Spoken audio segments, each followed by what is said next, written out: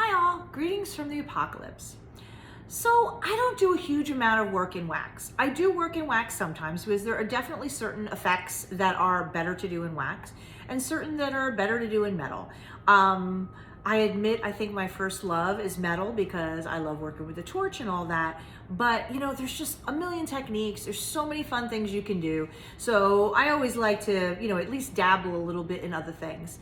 And there are times where it's really useful. I want to show you a tool that I got, shockingly, from Tevel. It's another one of those things that he's like, I got this, I think it's really good, try it out, see what you think. Basically, this is a wax ring reamer. So for those of you who have made a ring in wax before, a lot of times when you're trying to smooth out the inside or you're trying to open it up to a larger size, because a lot of people get like the ring tubes, they have a hole in them already, but it's never like the right size as your ring. So you're always gonna have to open that up a little bit inside. Now they sell these little reamers with like one blade in, and you take it and you put it in and you spin, and it does shave the wax away, but it leaves marks, and there's always a good bit of cleanup then that you have to do after that.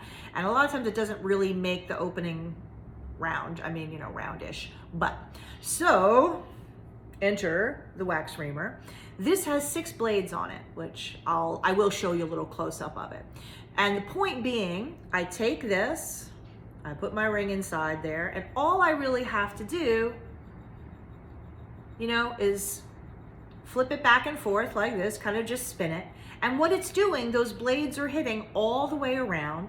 It's opening up to a larger size, and it leaves a beautiful smooth finish. Like basically you do this, you get it to the size, and then that's it. You don't have to do anything else to the inside, which, anytime I can reduce my cleanup, even in wax, I get extremely happy.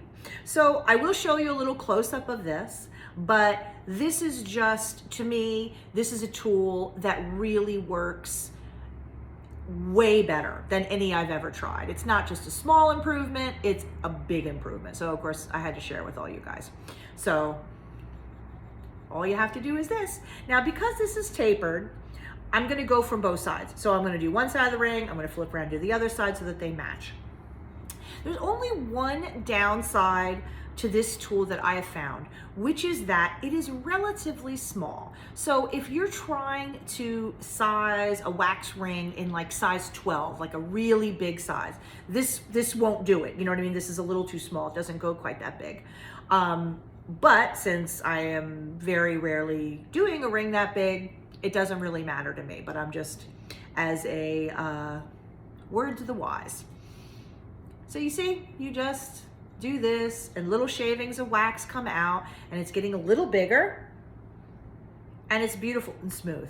I mean, it's fantastic, way better than any other tool I've used before. Another tool that we've used to do this is we've just gotten a square mandrel with sharp edges and put it in there and spin. And again, it works after a fashion, but this works a whole lot better.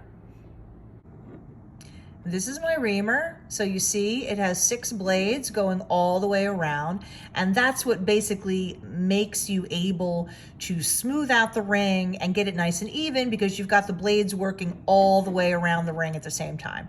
So I would just slide it in there. I'm gonna hold the ring lightly. I'm right-handed in my left hand. And you see how like little flakes of wax are coming off. Take it, flip it around from the other side. Basically, it's just removing a little bit of wax all the way around. So really, I keep going until the ring is the size that I want. So normally I'd have a ring sizing mandrel laying here, and I would, carve it out a little bit, and then I would check it, and I would carve it out a little bit, and I would check it until it's the size that I want it to be. But you see what I mean? This is really, you just spin, and go from the other side and spin some more. It's real easy to do. And the thing that's nice is that frankly, it doesn't take a lot of finesse, because working in wax, it responds really readily to any tool, to file or sandpaper. So if you don't really have a light touch and you're not going carefully, it can be very easy to like take away too much or get a gouge where you don't want it. So that's where I think this thing really shines, because you're just spinning it. You spin it, it does the work for you. You don't really have to think about it all that much, which, you know, that's a change of pace really for jewelry making. So I'll try to hold it so that you can see the inside. But this is by far the fastest and easiest and most cleanup free way to get a wax ring to the size you want it to be.